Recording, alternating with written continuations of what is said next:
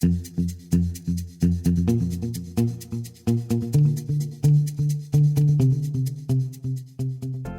fellow innovators. This is Patrick Emmons. And this is Shelli Nelson. Welcome to the Innovation and the Digital Enterprise Podcast, where we interview successful visionaries and leaders, giving you an insight into how they drive and support innovation within their organizations. Today, we welcome international keynote speaker and best-selling author Les McKeown to the show. Les has over 25 years of global business experience, including starting 42 companies in his own right. He was the founding partner of an incubation consulting company that launched hundreds of businesses with thousands of employees. Les is the author of one of my favorite books and national bestseller, Predictable Success, Getting Your Organization on the Growth Track and Keeping It There. Also, the Synergist, Leading Your Team to Predictable Success, and Do Lead, Share Your Vision, Inspire Others, Work Towards a Common Goal.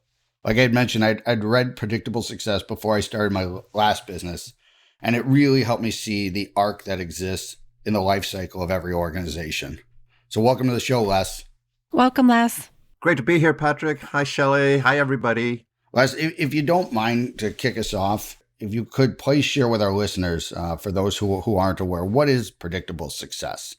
Well, it's the name I gave to a series of patterns that are recognized over time, Patrick. So I started my career like a long time ago. It's probably just before the Civil War, as initially as a CPA, or the British equivalent. As you can hear by my accent, I'm not quite from these parts. I'm an American citizen. I've been here 20 years, but I grew up in Ireland, and I started my career as a chartered accountant, which is the British equivalent of a CPA. But I had no interest in tax and all that sort of stuff. All I was interested in was helping people grow their organizations. And as you mentioned, I got into a position where I was being asked by people over and over again if I would actually go beyond just advising them and join their team. And I got involved in over 40 startups before I was 35. And even a dumb Irishman is going to begin to see patterns eventually. You do the same thing often enough, right? And I began to see a series of recurring patterns back in those years, mostly startup, just post-startup.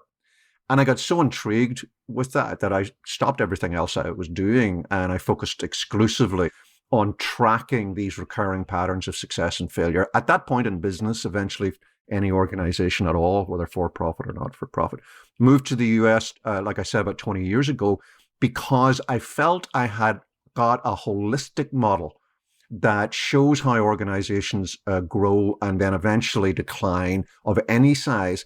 But I hadn't tested it out with very large organizations. And I got an opportunity to come here to the US, got to work with some fantastic organizations back then, Microsoft, Sun Microsystems, American Express, the US Army, Harvard University, and the patterns that I thought would play out, played out. And I put a bunch of words around the various stages that we're going to talk about in a minute or two.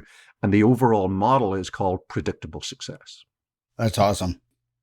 What really touched on this for me, having been only, obviously, what an impressive background. I'm only on my third business, but even after two, what you had done, it really crystallized and like a razor hit me right in the jaw that there were some of these patterns that clearly I didn't see enough, because with two businesses under your belt, you don't. But I did see with the different stages that they really did make a lot of sense. Luckily, I haven't gotten to the latter half, but the first half. So do you mind explaining the model and the different various stages? Sure. So the model is really a life cycle, and it's much the same as the human life cycle, with one major difference, which is that for the most part, you can actually reverse aging as an organization. There's an exception, which I'll talk about in a moment or two. So you got to think of an upturned arc. Those of you of a certain age, you'll remember Mary Tyler Moore's hairstyle. It's sort of like that. And we have three growth stages on the left side of the arc. Then we reach the pinnacle, which is predictable success, and then three decline stages. And really, really quickly, those stages are, first of all, early struggle, which anybody who started an organization of any sort will know about immediately. And it's what's popularly called the startup stage. And early struggle is a tough time. It typically takes 3 years or so. That's a very generic statement. 80% of all new ventures fail. That number is going to get very much worse over the next year or so for obvious reasons, but it's very high failure rate. For the 1 in 5 organizations that make it through early struggle, they get to the second stage, which is really the first growth stage. You found your market now, and it's got a very technical name. I call that stage fun because it's fun. It really is fun. Very scientific. Yes. And for most people, when they get to fun, they think that's it. That's what I set this whole thing up and went through that grief for, is to be here in fun. And as you alluded to, it's actually only the second of 7 stages. So for most people, they don't really understand what happens when the third stage hits. And the third stage I call whitewater. And whitewater is a stage when the very success that you reap in fun brings a degree of complexity that begins to overwhelm you. So you just can't do what you were doing 6 months ago, a year ago, which was you were basically coming in and improvising. During fun, we say yes to everything and work out how to do it later on. And then we scale to a size where that begins to break down and we hit this whitewater stage. And during whitewater, there's a very essential decision needs to be made. And typically by the founder owner, who's typically still around at that point, which is, do I want to break through this stage of whitewater, which means putting in systems and processes and adhering to them and, really shaping up and showing up in a different way than I did before? Or do I really just want to go back to fun and stay there? And so maybe just if we have a mom and pop coffee store, maybe we opened our 3rd, 4th outlet, and that was when we hit whitewater. Well, it's a valid choice just to go back to having 2 and enjoying that and being in fun. But for many founder owners, the choice is, I want to keep going. And if they want to keep going and open the 6th store, 7th store, 12th store, 100th store, you got to put systems and processes in place. You do that, it's again typically a 2 to 3 year journey through whitewater. You get to that stage that I call predictable success, which is the apex of the curve. And in predictable success, you've got the perfect combination of, on the one hand, the entrepreneurial zeal, creativity, thrust, vision that you started with, and systems and processes allow you to codify and scale. Now, you do the right thing, you can stay in predictable success indefinitely. I think GE was, for one period in predictable success, by my estimation, for about 18 years. That was mostly during the Jack Welch period. But what happens with almost all organizations, and our listeners will be well aware of this, is having just done a good thing, right? We put systems and processes in place. It was painful, but it turned out to be really good. What do we do with something that's good? Same thing I do with dessert, have more. And so we put more systems and processes in place. And we begin to become over-systematized. And that's what puts us on the decline stage. And real briefly, the 3 decline stages are, we are in predictable success, this pinnacle. We slip into a stage I call treadmill. And treadmill is sort of like the evil twin of whitewater. In whitewater, for the first time, we were the under-processed organization. Now in treadmill, for the first time, we're the over-processed organization. We begin to adhere more to checklists because that's the way we do things than because of the thing the checklist is supposed to achieve. We begin to talk a lot about compliance. We worry more about using the precise, hex code for the color scheme in our website than using stuff that's really going to wow our visitors. And treadmill's a natural stage, it happens. But the key thing is to get out of it as soon as possible. Once you realize you're in there, you lift your foot off the brake pedal, which is really what too many systems and processes are like. And that allows us to come back into predictable success. But if you stay in treadmill too long, you slide into the penultimate stage, which I call the Big Rut. And the Big Rut is basically the same as treadmill, except for one key thing. We've lost the power to self-diagnose. We actually like it like this. Nothing changes, no challenge factor. Customers are a bit of a pain in the neck. But hey, I know I'm going to get paid at the end of every week. And as long as we don't all rock the boat, this can go on for a very long period of time because we built a really strong balance sheet when we were in predictable success and maybe even when we're in treadmill. So we're sitting there. I think, as an example, if I'm going to offend a few listeners, forgive me. Microsoft's been in the Big Rut for, I think, about 6 years now. Client of mine, Harvard University, has been in the Big Rut for 107 years or something like that. But it's got $33 billion in near cash. So it's not going away anytime soon, but it is in what the Big Rut typically is, which is a long, slow decline into total irrelevance. And then we hit the final stage, I call it death rattle, because usually something happens and we think, oh, I hadn't heard of that company for a while. Like you may remember about, it was a while back now, maybe 6, 7, 8 years ago, we heard about Kodak, which nobody had heard about for quite some time. And everybody said, oh, Kodak, well, where have they been? They used to own taking pictures. Then they disappeared. And then we heard about them for a little while, but actually it was just being broken up for patent value. So the death rattle is the final stage. So that's a happy note to end our little brief summary of the 7 stages with.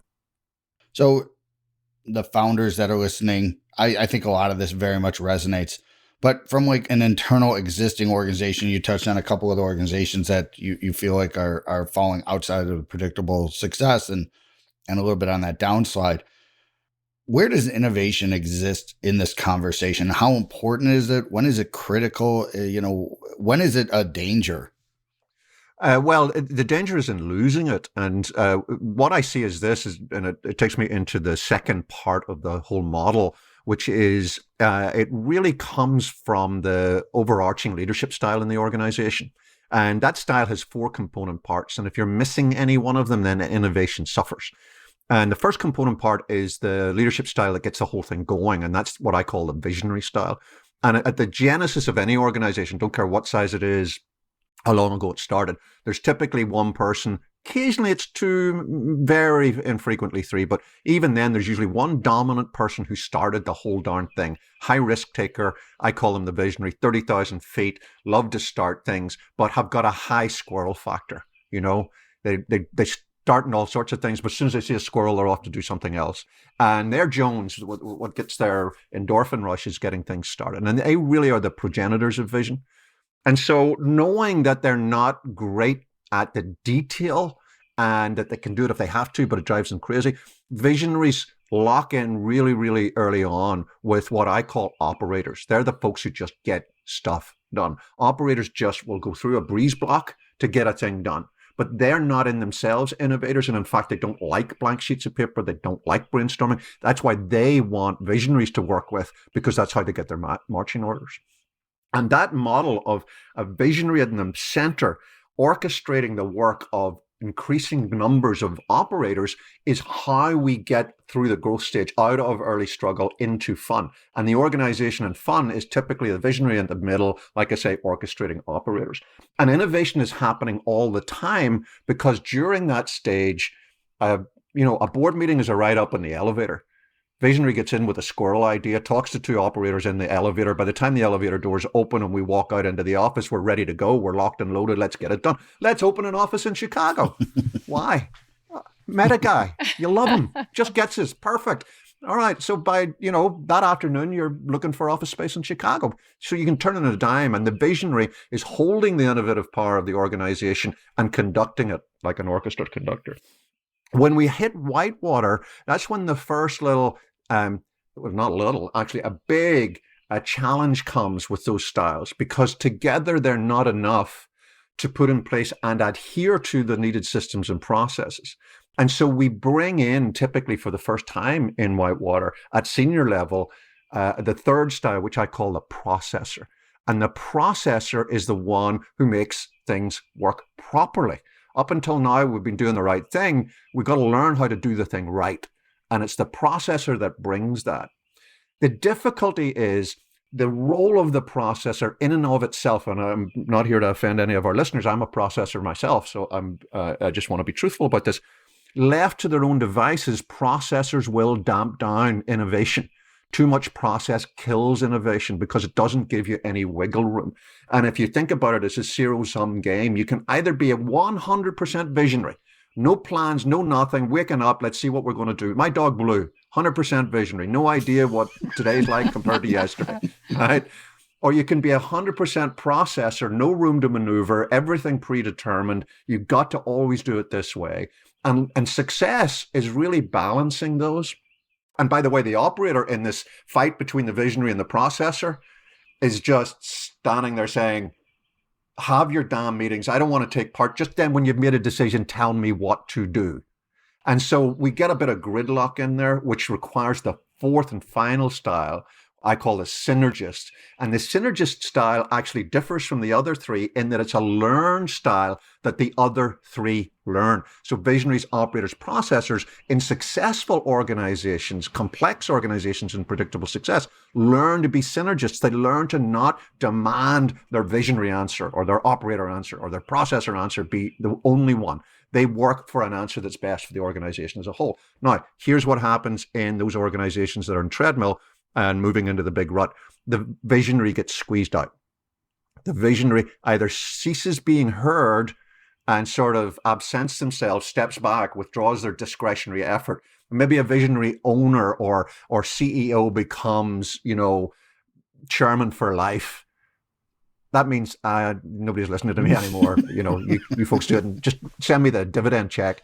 Or they sell the business, or they just leave, or they go back and start something young again. And what happens is the visionary role gets squeezed out. The challenge factor goes because then the operators leave. The operators need the visionary to give them their marching orders. And we end up with processors like me making sure that the business goes bust precisely on time.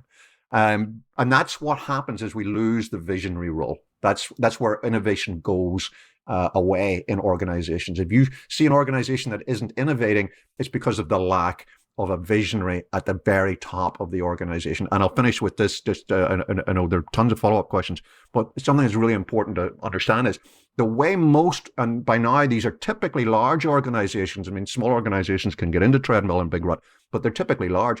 What happens is then they intellectually at senior level realize, we need to innovate. And so what do? We build an innovation lab. We have a VP innovation. We put it in a box. We say, okay, let's find a system and process that's going to get us to innovate. My heart sinks when I hear people. I was with a business in London. If you knew it, to be truthful, it's the second best in its field. I'm not going to name it because of what I'm about to say. And I was there because the CEO is an ex-client of mine, and he brought me over to talk specifically about innovation. And his opening, our first hour, he took me on a tour of the floor of the building that he's going to turn into the innovation lab. And I thought, okay, we're screwed from the start here. That's not how you innovate. You've got to build a muscle of innovation in the organization. The organization has to innovate. Now, is it a better start than nothing? Yes, it is. But it's not, you can't innovate out of a box. End of rant. I think it's a perfect identification of some of the challenges I see as well. I know, I think it's Harvard Business Review has had an article earlier this year, maybe last year, around innovation theater, right? Where, it was exactly right? That's what these labs are. Exactly. It's not real innovation. Now, there are a lot of great people working in and running some great innovation labs. And what happens in the best situation is they become like a little parrot group who then begin to quietly push the concept of innovation out through the rest of the organization. But if you're depending solely on one named group of people to be your innovation group, that's like expecting HR to be wholly responsible for hiring good people. You can't do it like that. You've got to push that. Just like you've got to push, the best organizations, the line managers are great hirers. They use their HR department as a fantastic tool, but they're not expecting them to do all the work. It's like, you could have the best IT department in the world, but if everybody in the organization is expecting all of their IT needs to be looked after by the IT team, in this day and age, you're screwed. I mean, there are a lot of businesses who were being forced to go virtual just in the last few weeks before we recorded this, who are now struggling and paying the price because when they were non-virtual, when they were physical, if somebody had a need, they press a button and the guy or gal from IT would come and fix it. And now nobody's coming to fix this stuff, And it's the same thing with innovation. Yes, you can have an innovation group that you can, reach to and who can spend time looking at real best practices. But you've got to teach every one of the sub parts of your organization the principles of how to innovate. And I think that leads into my next question is, these established organizations that are trying these labs, or they know that they need to innovate. They're aware of it. That's something that's clearly gotten to the CEO's level. He sees the need that what was status quo is no longer what we're going to be doing. And I think, to your point, that's been dramatically obvious in the last couple of weeks from before when we recorded this. So, what are some of the things that you've seen successful where an organization either creates innovation lab or maybe acquires an organization that has an offering that is very complementary to their current offering? I've seen organizations, a number of my clients have done this where they've purchased something. Unfortunately, more times than not, they foist it into too many of their own structures and thereby forcing them into a position where you reduce the value of this asset that you've acquired. So bring it back full circle. Yeah, organizations on the left side of the growth curve, the predictable success curve, often will acquire an organization, one or more organizations on the right side, on the left side, on the growth side, as an attempt to inject youthfulness, so to speak. Think of it as getting a Botox hit, because that's typically all it is. I mean, you go out and Cisco goes out and buys some trendy young, company that's making some trendy young piece of computer equipment. And 18 months, I mean, we've all seen the press, here's CEO of acquirer company, Big Co. And here's a little excited CEO of acquiree company. We're going to make Josephine the whatever it is, leader. And Josephine's gone 18 months later. Her shares cash out. Culture clash internally, as you say, being foisted with all of the systems and processes of the acquirer company. How many great products have we seen that were acquired by large organizations just disappear, killed? Now, occasionally it works. If you see a company consistently buying and acquiring a portfolio of younger organizations, that's typically a sign they're doing something right. And I've put the biggest distinction down to this, and it's a very simple thing to find out. Does the most senior team, what I call in our world in predictable success, T1 being the group that are making the key strategic decisions, the senior leadership team, when you profile them, are they as close as they can get to being co-equally VSOP, visionary, synergist, operator, processor? And typically they're not. Typically they're predominantly processor synergists. That's typically what they are. They're trying to make everything rinse and repeatable and trying to bring our people along with us. But there's no room for challenge function. One of the sure signs that an organization is moving into the big rut is you see those senior leaders who were providing a challenge function increasingly begin to be seen as mavericks, and then they get squeezed out. That's then, after that, is the typical profile of the organization that goes and acquires little micro company, and then it doesn't work. It just fizzles. And I'll tell you what the biggest single divider is, just to be topical for a moment or two. Here we are, as this is recorded, middle of the COVID crisis. All of the organizations that are in treadmill, many of the organizations in treadmill, all of the organizations that are in the big rut, they're going to do one thing really, really well. They're going to pivot well. That's the word du jour, pivot. They're all going to pivot really well, because what's pivoting? Pivoting is looking at this market, recognizing, oh, that's disappearing, looking at the obvious market to move to. So you're a big restaurant chain and you need to, move from in building dining to takeout and delivery. You're going to do that because you've got the systems and processes. You can retrain people and all the rest. Pivoting isn't innovating. Pivoting is going to kill a whole bunch of businesses, because you pivot and that's all you do. What happens the next time the market moves? And while you're pivoting and repivoting, somebody else is innovating. It's not in-house dining and takeaway that's going to revolutionize the restaurant business. It's something else. I don't know what it is. I'm not that smart. But somebody's going to innovate something. Innovating is a bit like Bobby Orr, I think, the great ice hockey champ. Best ice hockey player ever. He said, the secret of my success is one simple thing. I skate to where the puck is going to be. And that's what innovation is. Innovation is skating to where the puck is going to be. Now, how do you work out where the puck's going to be? That's where it's hard work. It's easy, relatively easy. I'm sounding very pompous here, forgive me. But it is much relatively easier to pivot, but do not for a second think that if you've pivoted, you've innovated. You've just bought time. That's all you've done. That's my second rant, and that one's over now too.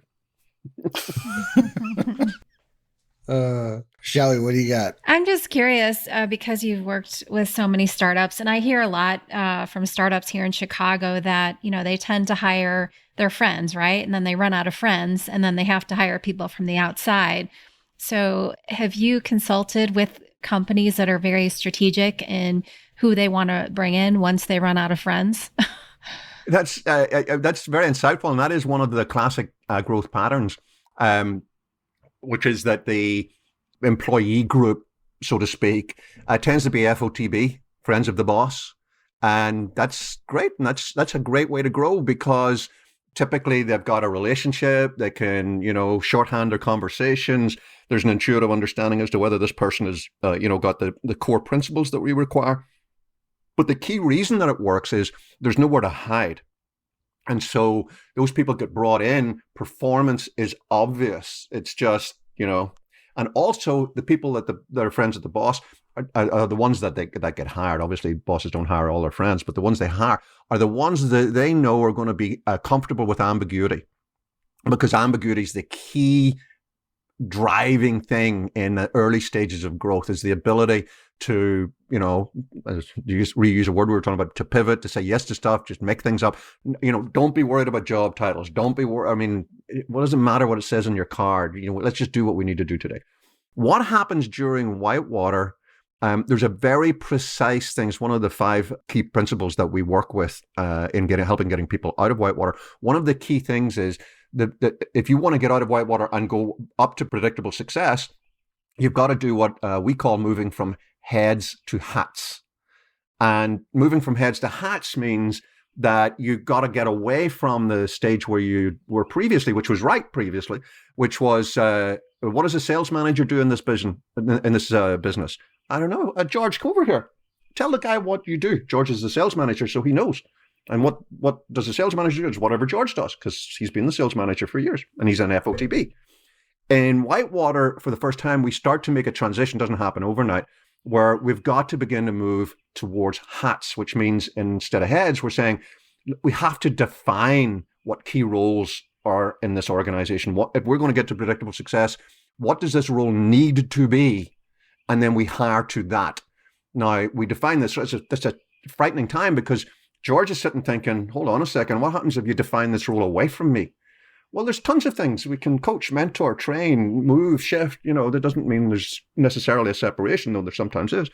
But that's a key distinction. It's one of the reasons, by the way, that many entrepreneurial founders, visionary founders, choose to stay, or go back to fun and stay there, because they like it with the friends of the boss model. And they don't like the idea of, actually defining clearly what we need. So that transition is a hard one, and it takes a while, and it doesn't happen that, one day it's all friends of the boss and the next day it's all externally hired superstars. But there is a transition where the first group of these start to come in. The first time we hire a new person from outside solely based on their competence brings a big culture shift internally, and some organizations suffer badly from that.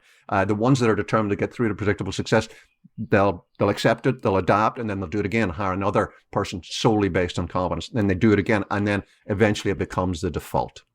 There's a natural cadence or choreography, which is the visionary. In a successful world, a business or organization, the visionary's there at the start. Sadly, just to make a little detour, if you get this, sort of like a Rubik's Cube, where you've got to move stuff around to get to the right final position. And if you start in the wrong place, you'll never get to where you want to go to. And sadly, one of the things that happens in an economic crisis, a downturn, we're way past that.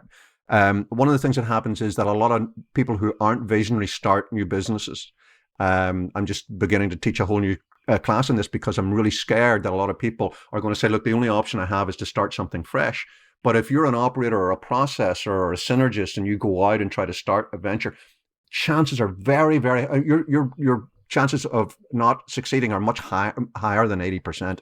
It goes off the charts. So there are ways that you can fix it, but the ideal thing is that the visionary is the one that starts the business. To get out of early struggle, they need an operator right away. Because otherwise they get into what I call the artisan trap, which is, hey, I'm a visionary. Here's I want to work on this brilliant idea. I sit here, code, write my wonderful app. Oh, shoot, I need money. I better sell this. I'll go out and I sell it. But and that's an operator thing. So if you're capable of being a visionary and an operator, which many people are, most of us have got two styles, You might think, oh, we need visionary and operator to start a business. I'm a visionary and an operator. I'm the best person to start a business. But actually you get stuck in this artisan trap of being visionary to make the thing, and then, oh, I've got to be an operator, go out and sell the thing. Oh, shoot, I wasn't able to work on making it better while I was doing that, do that. Oh, no more money. And so you get stuck in the sell, do thing. So the ideal Rubik's Cube is visionary starts, thinks very quickly, I got to find a way to be able to afford an operator. And then from then all the way up to Whitewater, it's visionary adding operators, an operator, another operator, another operator. You might hire what I call a mini P, somebody with processor and fun, just to keep you out of jail. So if what you do requires you've got to, actually not kill people, and that means having a quality control person say or something like that, you might hire a mini P, but they're not going to be at senior management. They're just there to do a job.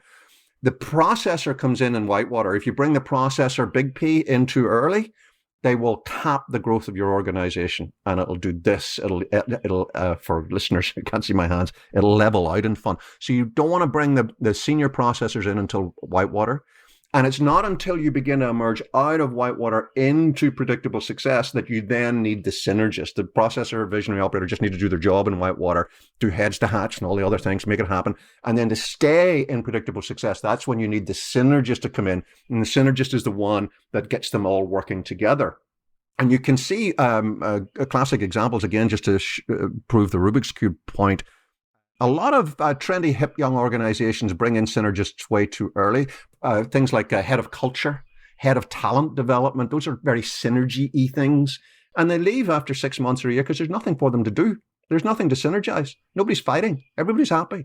Everybody knows what the culture is. You don't have to write it on a wall. There's only 6 of us, And so the synergist role is only really needed once you hit predictable success. And so that's the sequence. Visionary, operator really quickly, many more operators, processor, through to predictable success, synergist. Okay. Thank you. You're welcome.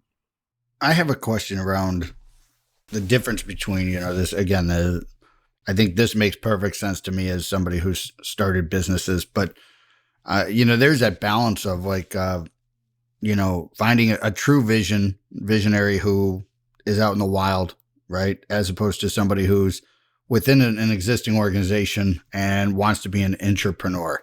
And I was hoping that you could touch on maybe some of the differences of those kind of characteristics of those folks. Sure. They're classically both got high V scores. Now, just let me make something really clear and give our listeners a tool as well before I fully answer that. I've been talking somewhat in a caricatured manner just for ease of communications, as if we're all one thing. We're not. Most of us have got DNA. So I'm a visionary processor, big V, small p. That's a very common consultant DNA, because, I like having big ideas and I like giving you the tools to do it, but I don't want to do it myself. That's why I'm so I'm no operator in me, and I live alone like a hermit. I have no synergist in me at all.